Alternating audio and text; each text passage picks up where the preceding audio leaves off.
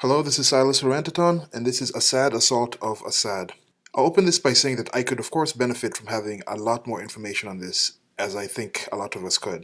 This video is going to be discussing my observation following the suspected chemical attack in a rebel-held Syrian town that killed 72 people and injured 400 others on Tuesday, April 4th, 2016. Then the actions of President Trump of the United States ordering 59 Tomahawk land attack missiles to be launched at the Shayrat airfield located in the Homs Governorate in western Syria, and the subsequent fallout of both actions. I will make attempts to be as impartial as possible, but realize a lot of this may be ex post facto rationalizations created by my biases. I will also add that when I first heard of the attack while people were still taking their positions on what need be or need not be done, it struck me as similar to the events surrounding the failed attempt at replacing the Affordable Care Act. In that case, it was Ryan Care versus Obamacare, not Trump's solution versus not Trump's problem. If you're going to lose a battle in a war, it's better to lose one you are not very heavily invested in. So something has happened in Syria. There are claims that it was a false flag. It is unsure who did what, but from what I know, it was established that some planes flew from some location, possibly the airport that was bombed. They went over the location where the supposed chemical attack is claimed to have happened, and that location is part of an area that was under an ongoing UN inspection. And some claim that chemical bombs were dropped, some say that it was conventional bombs that were dropped that caused ruptures in chemicals stored by the forces on the ground, and many other thoughts and ideas of what happened. I, of course, do not know. Well, not of course, but I don't know. I, for sure, do not know what Trump, Putin, Assad, and the others know. So regardless, many were calling for action. A large number of these people who were calling for action had seemingly been opposed to everything that Trump did. So he does something in this case, and it takes the wind out of the sails of the people who say he never does anything right. Now, on to the attacks. Assuming there was a chemical attack, wherever these chemicals came from, it goes against the Obama administration report by Senator John Kerry that claimed that Syria no longer had any chemical weapons. So this report I saw in a headline had been recently downgraded by a popular fact-checking site that at the time had it at mostly true. Not sure what they put it at as now. Now we're going to get into some possible conspiracy theorizing here. Okay, let's say it's a false flag attack. What are the possible reasons for this? One of them could be to make Trump seem impotent, to seem that he stands around while horrible things happen. So to counter that, Trump decides to bomb Syria. So let's assume that he knows it's a false flag, talks to Putin and Assad, and then comes to an agreement and says they should play along. A sacrifice has to be given. So they use a couple million to bomb a relatively cleared out airbase and appease the mob. I also saw reports claiming that at least 20 of the missiles did not hit targets by the airport. They are, for all intents and purposes, unaccounted for. So as for those questioning the number of missiles used, which was 59, remember that when we usually go to airports, it's often just the terminal and the runway that we see. There are also storage depots, hangars, power stations, and a myriad of other buildings in the complex. So back to the missing missiles. What if the airbase was cleared out, as reports actually say it was? And the other bombs targeted ISIS and other enemy fortifications by the airport. So whether or not this airport was a heavy use one, I doubt that the ISIS forces would leave such a strategic position unsurveilled or unassailed. So there were likely some encampments by the area. So assume that it was an attack ordered by Assad, and as sure as Trump has the responsibility for the following Tomahawk missile launches, the responsibility can be held on Assad in this case.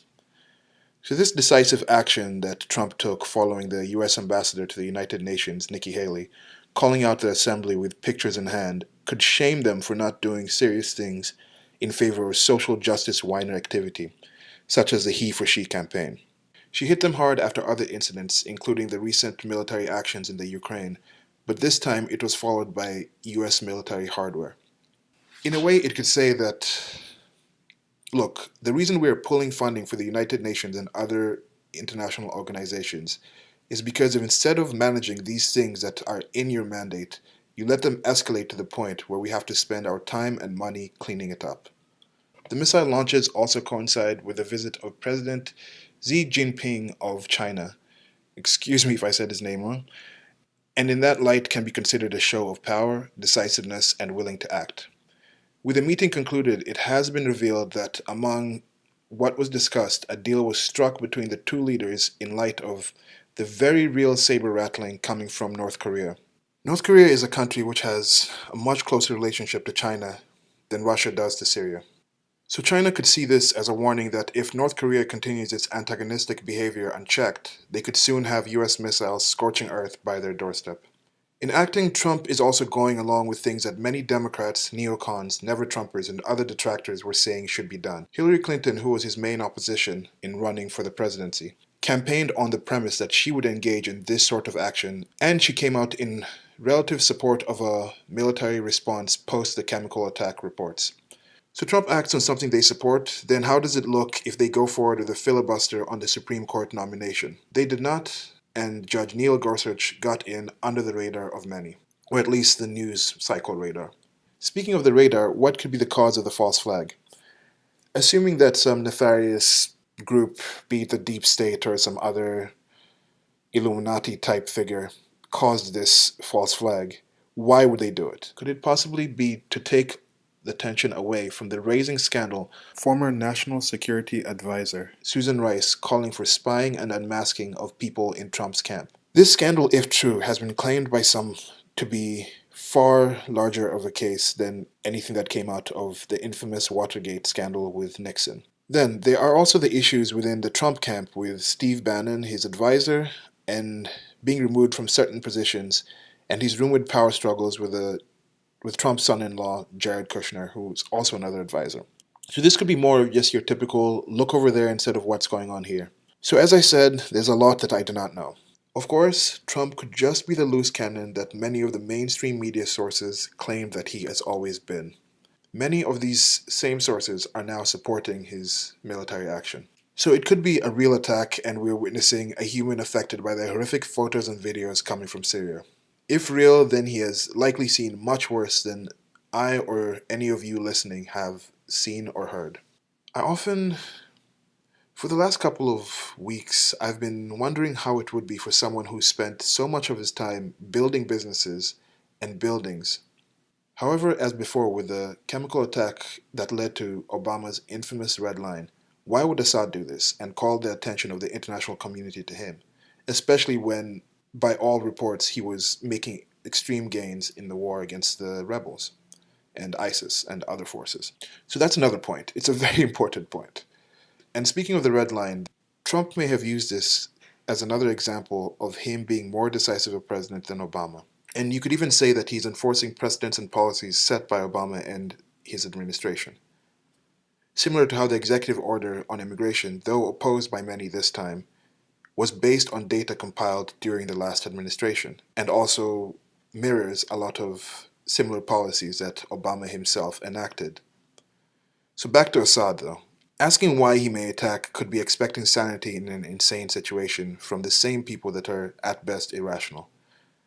There are also situations where in the chain of command there could be loose cannons that are acting without the president's approval. Americans are claiming this about their own administration, but it would be hard to think that this far into such a civil war, there may not be a few ISIS sympathizers within the Syrian forces. So back to the topic of insanity.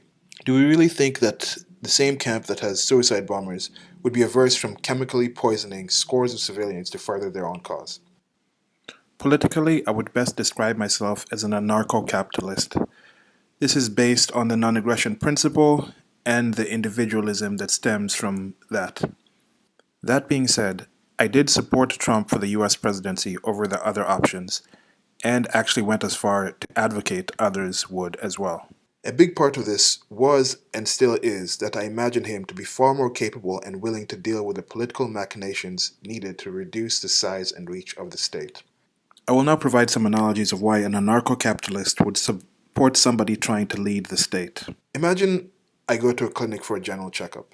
They do all the necessary things and tell me they'll call in 3 days if anything is amiss. On the third day, the clinic's number shows up on my caller ID.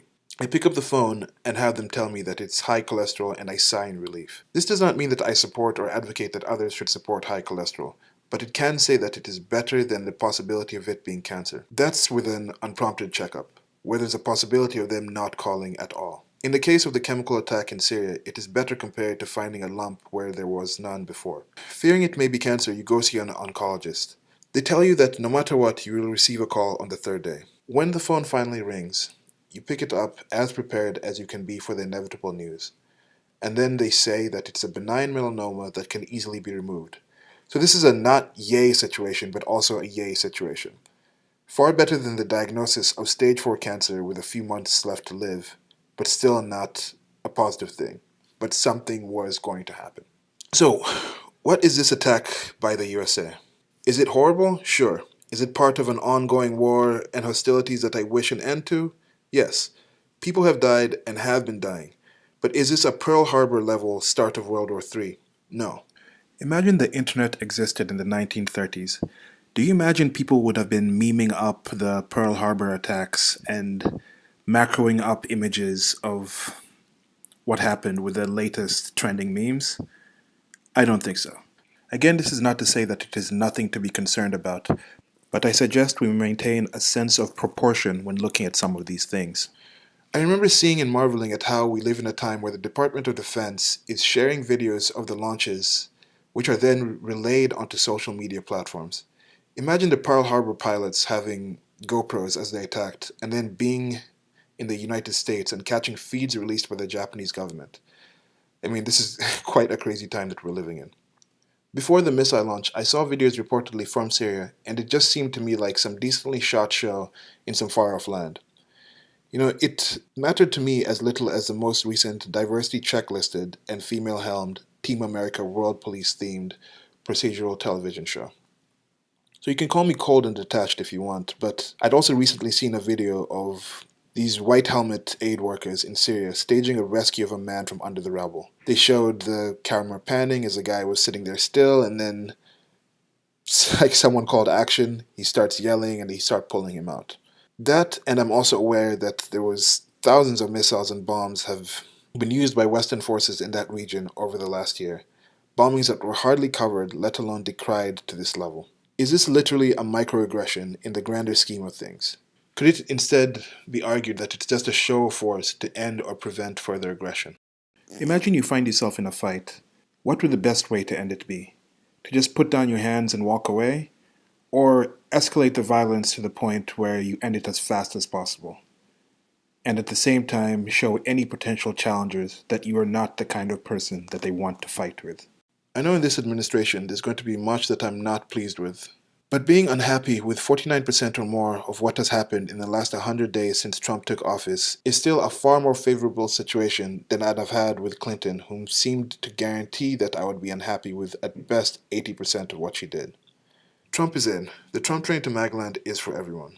I'm focusing more on what I can do in my seat, cabin, car, or more. And another added observation that someone made was that the general lack of support or questioning by Trump's power base or Trump's support base.